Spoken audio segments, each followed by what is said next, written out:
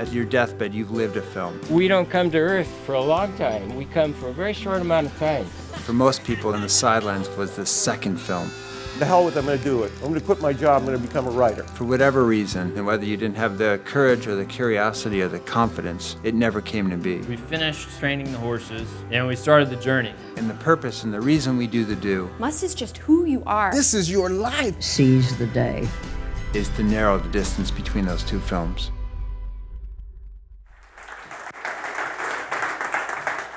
Thank you very much. You can all hear me, I assume? This thing's working? Okay. Thank you, Duke. This has been a fantastic weekend and really an eye-opener for me. And just the preparation for this has opened up a world that I was kind of unaware of. Like when you asked me to do it, I thought, well, this will be a no-brainer. Just go up, talk about a few things. You said, yeah, but don't talk about anything you've ever spoken about before. And it must be inspirational. Well, first of all, I've told everything. If it happens, I tell it. But what I've never done is tell it in order. And as I went through this and I started thinking of the story, I was learning stuff. I was like, wow, I didn't realize that. Little things, you never really go back and do it in the right order. And doing that was a real eye-opener for me, and I found out a lot that I'll tell you about here. But one of the bad things about going last at something like this is that people steal your speech. That's been happening all week. Particularly, Tara, Elle, and Maria killed me this morning. Okay, they crushed me. But the good thing is I was able to get rid of all the quotes I was going to be reading. Thank you, Tara. I got those out. And I cleaned up a few things. But normally, the type of story I tell is not inspirational. It's actually kind of filthy and blue. Like the time I unrolled a condom and put it in my ass, and then went to my doctor and asked him to check me for hemorrhoids. By the way, I should tell you, my doctor is my father. And that happened. But today I'm going to inspire you. So I'm not actually using these. These are here in case I totally lose my train of thought. I've always told people who are having babies, I say, baby, it's not born in 9 months, it's born in a year. It's like 9 months in the mother and then 3 months out of the mother. Because for those first 3 months, that baby's just sort of not there. It's just sort of floating around. It's really not born yet. And then all of a sudden at 3 months, bing, it just connects. It looks at you, it smiles, it pops alive. And I feel like I didn't come alive till I turned 24, I have to say. I honestly, I was in a daze. Until I was 24, I was happy as a clam, but I was in a serious daze. I don't know why, I'm not sure, but I was a terrible student always. It's just awful. I was a daydreamer. And I would try, because my father was a doctor, my mother was a nurse. I wanted to succeed. They were on me. Come on, you can do it. I tested well. And, the standardized test, but not at school. And, that teacher that finally gets to you, grabs you, and, straightens you. Never had that guy. I never did. I can't blame the teachers, because the teachers were great. They got to everyone else. It's not that it was me. I was very, very hard to get to. I was.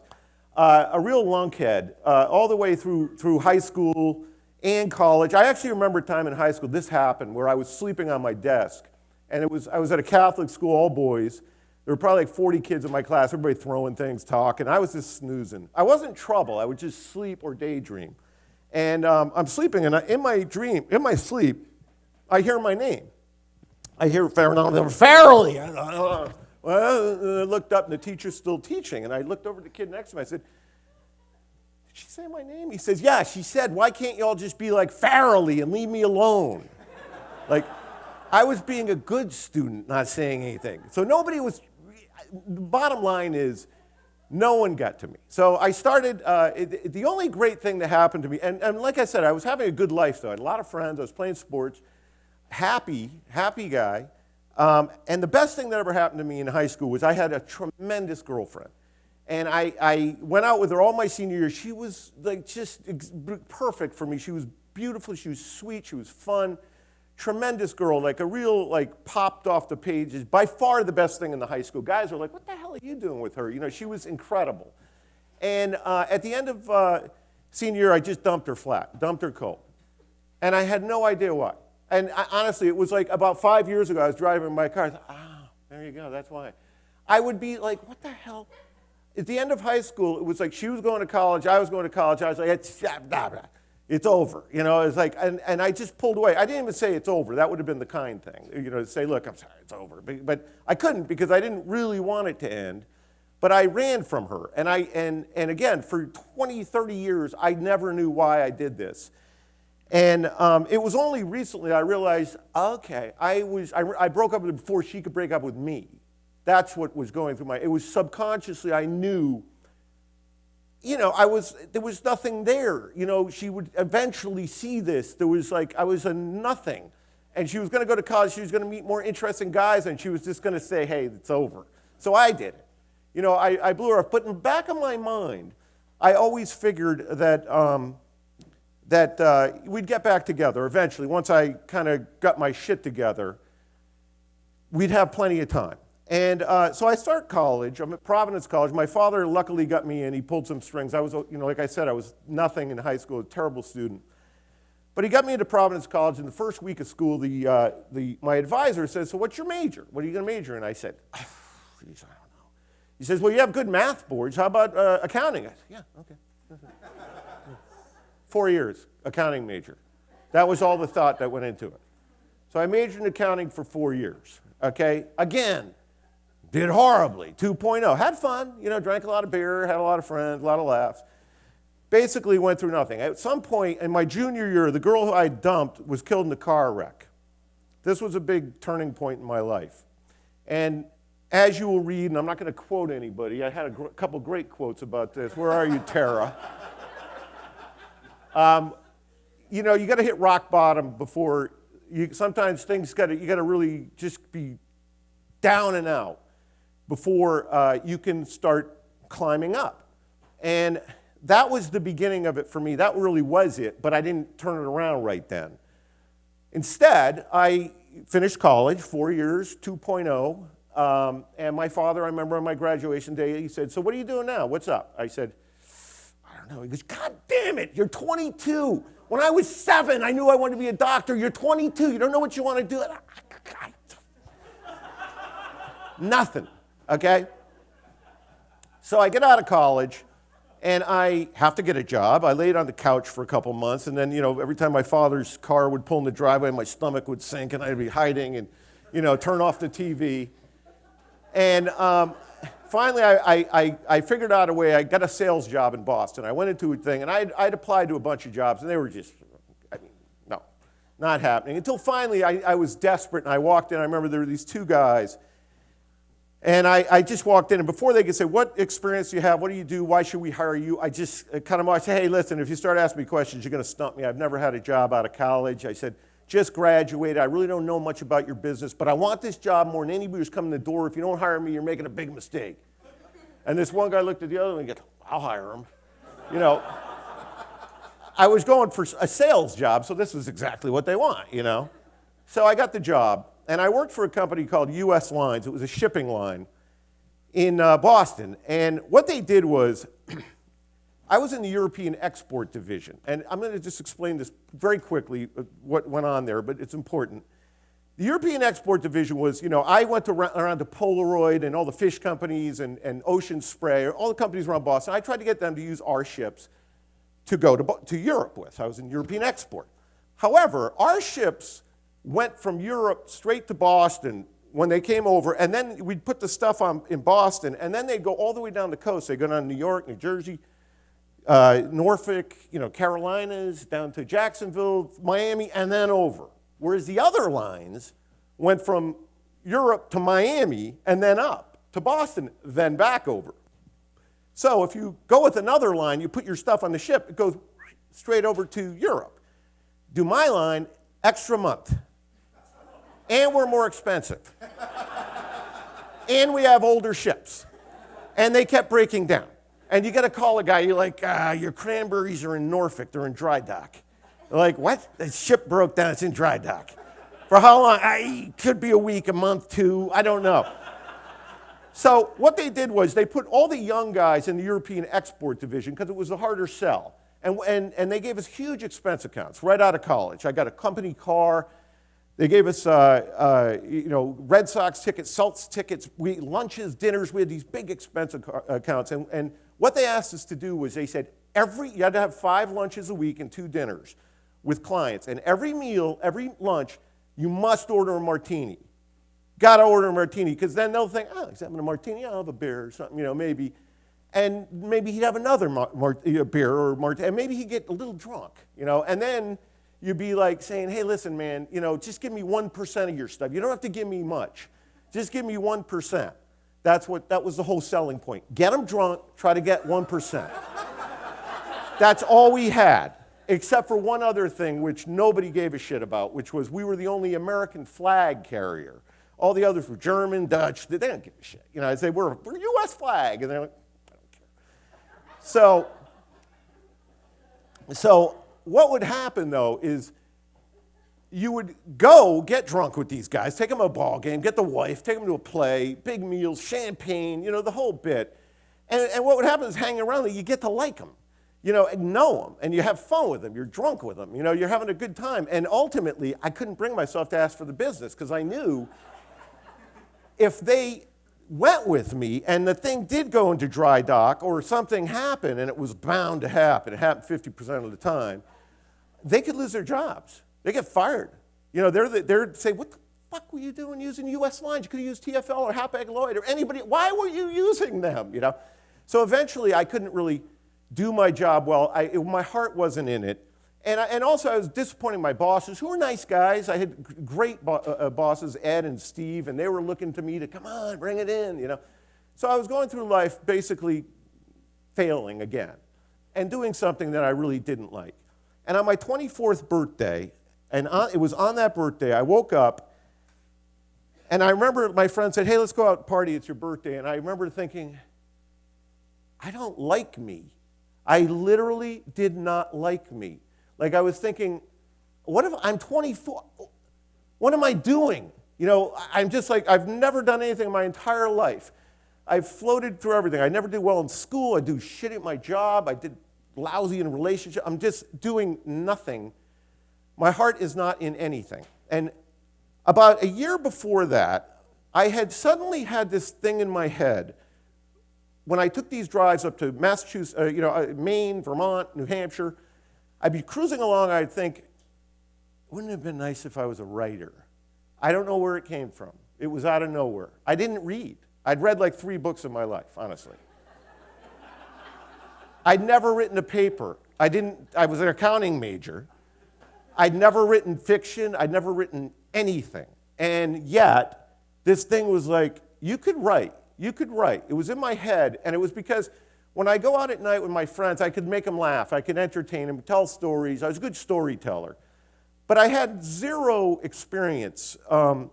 And so I just figured, well, that's another life. That's too bad I didn't think of that when I was 16 or 17. I'm done. I'm 24. I'm out of college. This is it, But this kept gnawing at me for about a year. And on that day that I woke up when I was 24 years old, and I realized I don't like me. I don't like who I am. It's not, I just wasn't proud of myself. I thought, the hell with it, I'm going to do it. I'm going to quit my job. I'm going to become a writer. And of course, I couldn't tell anybody this because they were, what are you out of your mind? You have a breakdown? What's the matter with you? And I was making a pretty good living at my job. It wasn't bad. But I did that. I quit my job, and I had a friend in Las Vegas who had moved there. He was a dealer or something, card dealer. And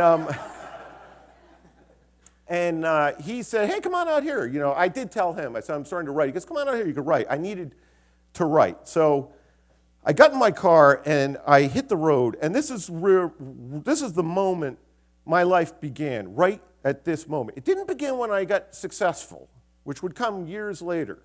It began at that moment when I got in that car to drive out to Las Vegas. I quit my job, got in the car, and I dove into something that was insane, made 0 sense. Nobody in the world would have encouraged me to do it. I knew it was, the odds are 1,000 to 1 against making it. I wasn't, but I had to try it. I figured if I fail at it, I'll be 28 and I'll know I'm an idiot and go back to doing this thing again. But I figured I'd give myself those 4 years. And I remember getting in that car, driving cross country. I had never read On the Road at that point. But years later, when I did read On the Road, that was what I felt. I felt joy. I was like, everything was green and bright and blue. I was all by myself, and I was so happy. And I felt like so much love in me. It was an amazing, like, transformative experience, just knowing I'm doing the right thing for the first time in my life. I'm actually going for something, chasing a dream, and I'd never done anything like that before. And I remember, like, I would be so high on life that I'd be looking for hitchhikers, somebody, I want to talk to somebody, you know. I remember one time I passed somebody, God's honest truth, I passed these 2 hitchhikers, they were on the grass, and I saw a thumb come up, but I was past them. I was like, shit, I would have liked that. So I got off at the next exit, which is like 15 miles away, and I went back. And that was like 40 miles away, and it was like 100 miles out of my way. And then I had to look for them because they were in the grass. They had their thumbs up. It was at night, and I'm like coming along, and you know, like I'm in the breakdown lane, and finally I see them, and I pull up to them, and they're sitting there. What? I said, "You want to ride?" Yeah. And they were baffled by it. But I needed people, and I'd walk into like a gas station, and I see people. I just wanted to talk. I wanted to say something. I felt so. Everybody I saw, I just loved them, and I'd see a woman, you know, behind the counter, and she'd just run down. Her whole life's a disaster, and I'd look for something in her. I said, oh, she's kind of got nice eyes. You've got the most beautiful eyes I've ever seen. She said, really? I said, they're unbelievable. You've got incredible eyes. You know that? And she goes, thank you. I'd just walk out. Just make people happy. I was just bursting with love, and I wanted everybody to feel it. And so I got to Vegas, wrote nonstop for 2 months, and I wrote about 350 pages. I just nonstop. It was panic time. It was just write. Longhand, by the way. Couldn't type, and just started writing a book. I didn't know where it was going. I didn't start from page 1. I just started writing, you know, based on my experience as a book. And kept writing. I wrote 300, 400 pages, and then I came home after 2 months. And when I came home right away, you run into the humiliation of, like, people seeing you. What are you doing? And, like, you know, you go home at the gas station. You go, hey, Hemingway. Well, Hemingway's writing a book. Like, come here, Hemingway. He said, you're writing a book, aren't you? Hemingway, you're writing a book. Yeah, I'm writing a book. Tell him, Hemingway, tell these guys, you're writing a book, right? Yeah, I'm writing a book. They're like, what makes you think you can write a book? Oh, stupid, you know? So that's the part of the humiliation that you're going to get when you go for your dream, and it's absurd. And you got to be able to take it. You got to be able to take it. And so then I said, I can't stay here. So I went down to Cape Cod, and it was in the winter now, and I rented a room in a little a motel that was shut down in the winter, but they rented out like 3 or 4 rooms by the week.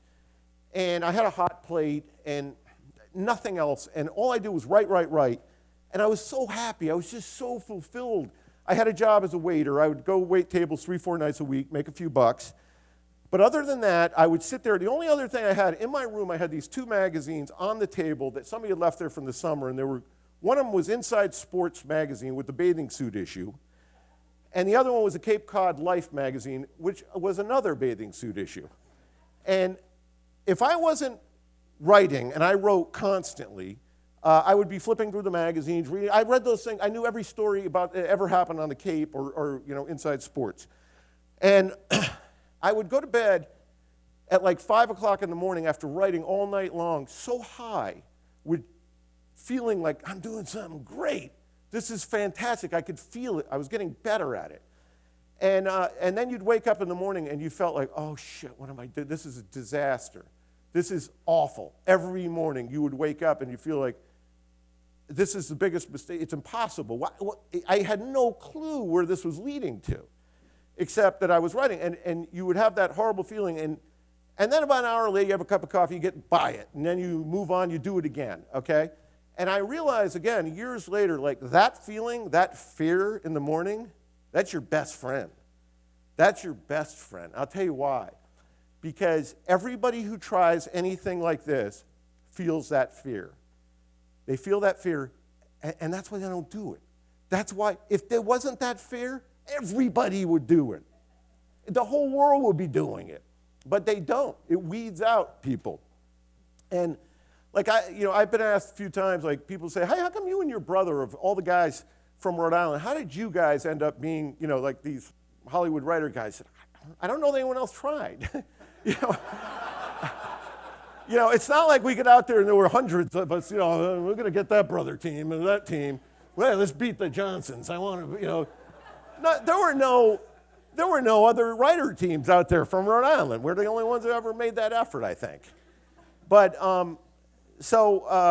where was I? So, anyway, so then this is when you follow your dream, this is the thing, and again, it was spoken of many times this morning, and I'll just tell my version of it. And again, I had another great quote, thanks, Tara, for this one. But where is Tara, by the way? There you are, okay. And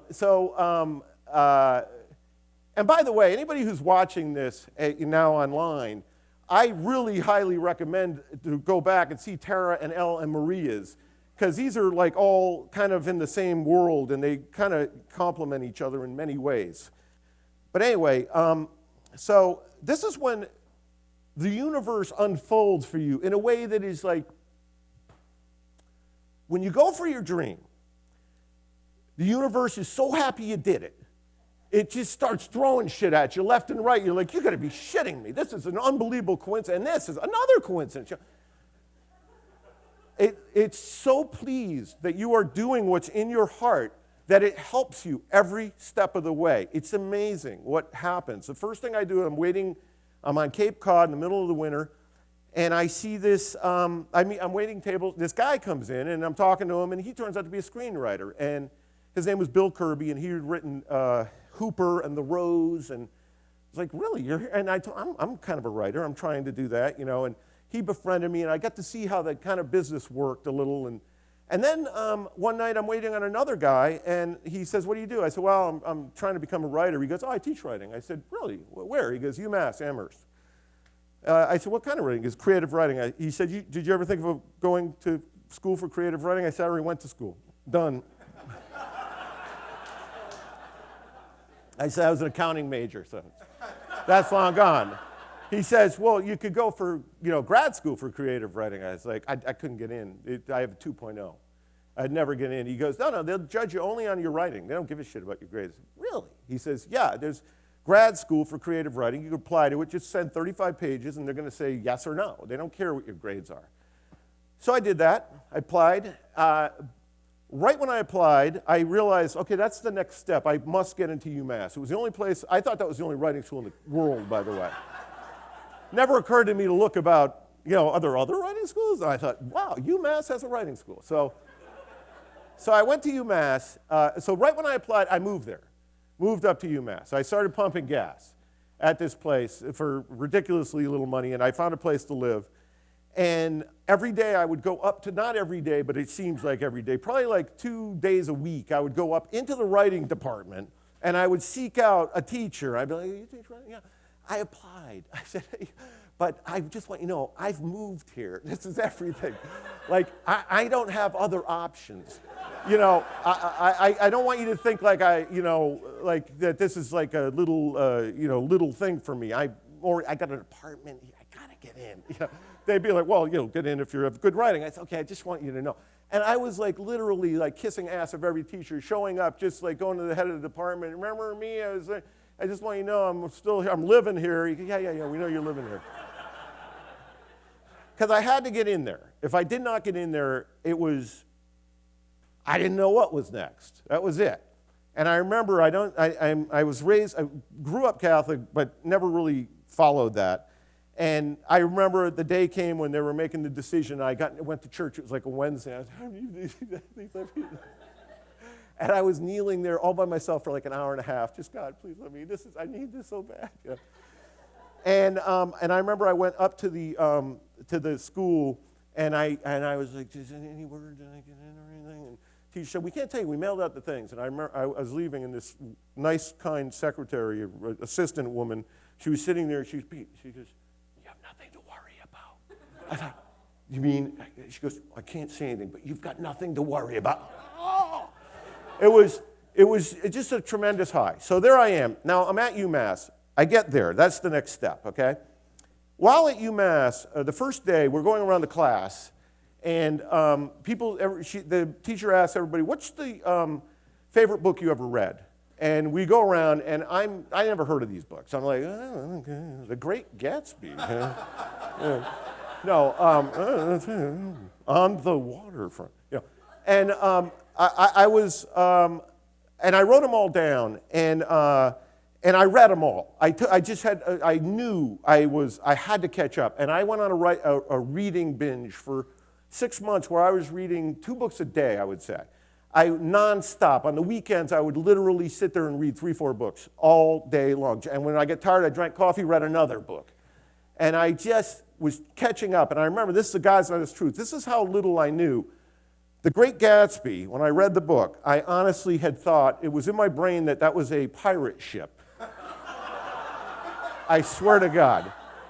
I thought it was a big pirate ship, the Great Gatsby. I don't know where I got this. I was like, where the hell is the ship? I'm like halfway through, and I realized there's no ship coming. I don't know where I got that in my head, you know. So I'm at UMass, and at some point I asked my professor in class, I said, so how many guys who were, you know, this was creative writing, people were writing books or short stories. And I said, so how many people graduated last year got their books published? He goes, last year? I said, yeah. He goes, none. I was like, none? He goes, no. We had a guy like 6 years ago got a book published. I was like, what? He says, it's not easy to get books published. I was like, oh, okay. So then I started thinking, I got to get out of here and go to another grad school. So then I asked around. It turned out that the best writing schools were NYU, Columbia, and Iowa. And so I applied to only Columbia, got in there, and transferred to Columbia. Now I'm like with great writers, a phenomenal. They were good at UMass too, but they didn't have the teachers that we had. I had John Irving, Norman Mailer taught a master class, Richard Price, just incredible teachers. And the students were excellent too. There were only like 15 or 20, and I would say within 3 years of getting out of there, 75% of them had their books published. I was in a whole new place. And I was learning a lot. Rick Moody was in there, and just brilliant people. And they were pushing you harder, like the students. I was getting better. And at some point, I stayed friends with a guy named Bennett Yellin at UMass Amherst, and he said, this is ridiculous, this writing thing. Even if we do get published, what do we get, $5 grand, 10 grand? He goes, how do you make a living doing this? So we decided we should write a screenplay. It seemed like maybe we could make money writing a screenplay. And we were both good at dialogue and story structure. We were, so we got together and we wrote a screenplay, and it was called Dust to Dust. And it was about 2 guys working in a down-and-out funeral parlor.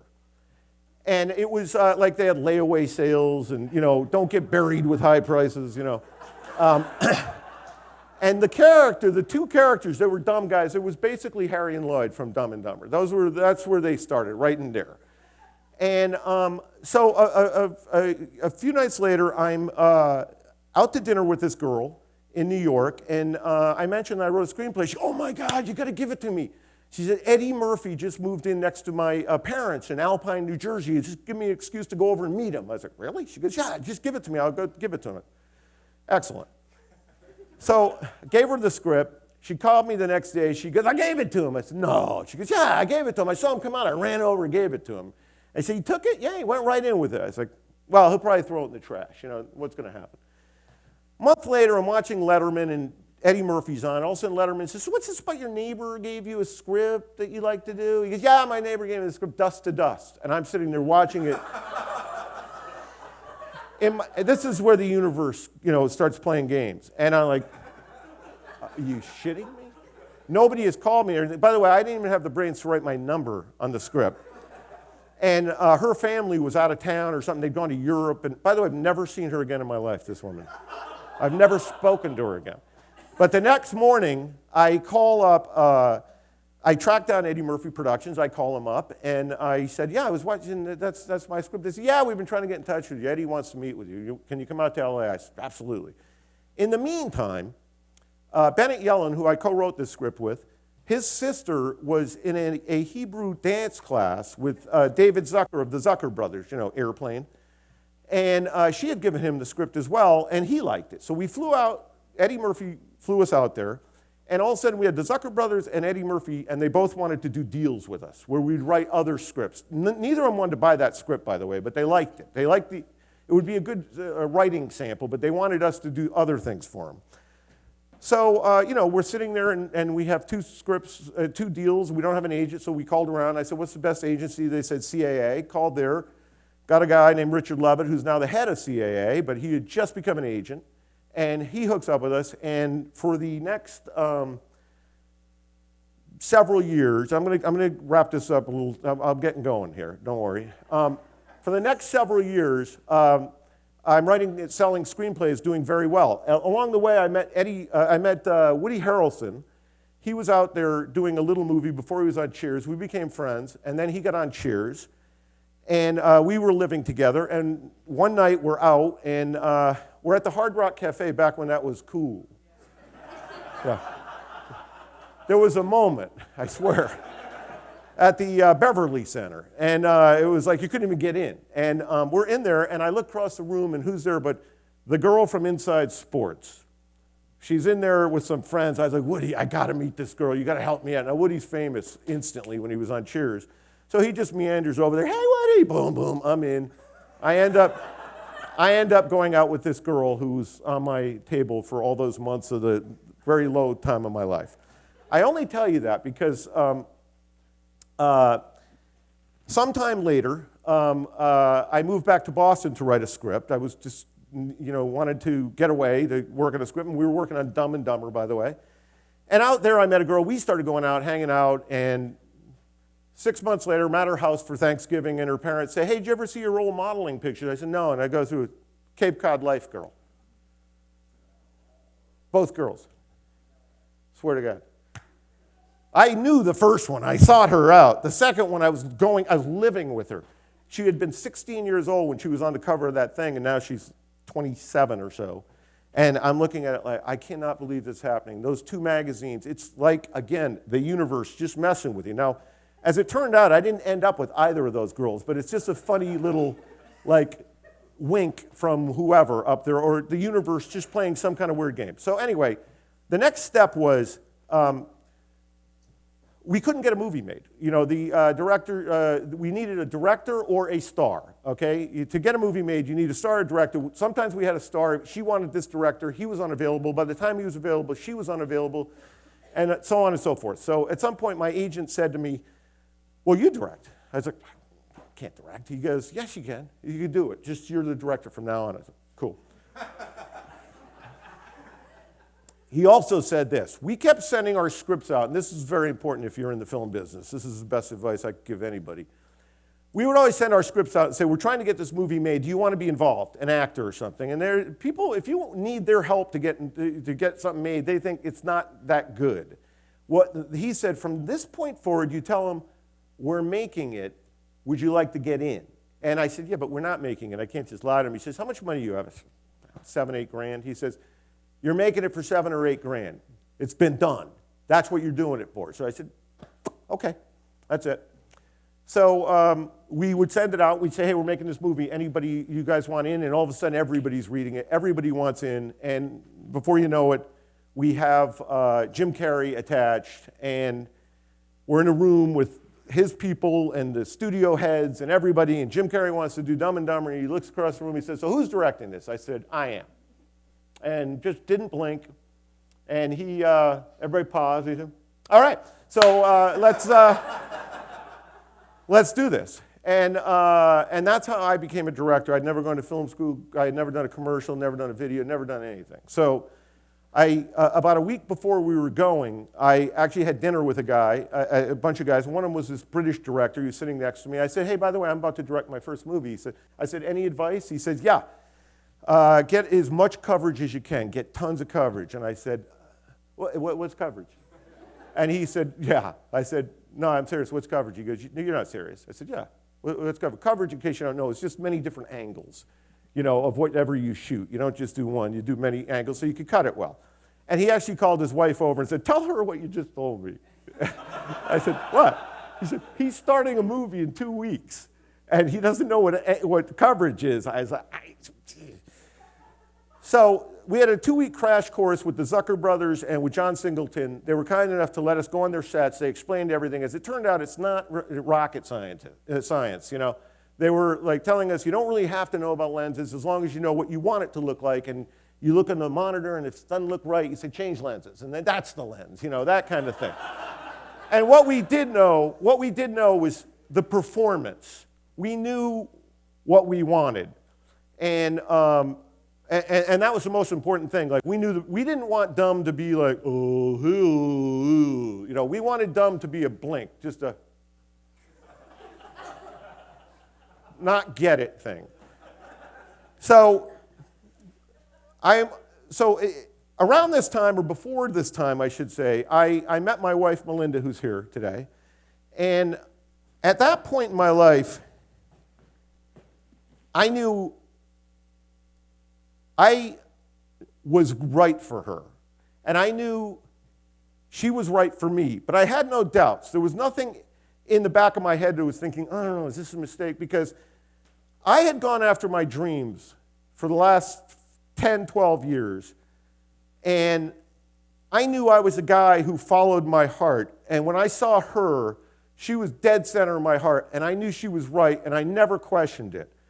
And what I'm going to leave you with here is that if you don't go after your dreams, then you don't respect yourself.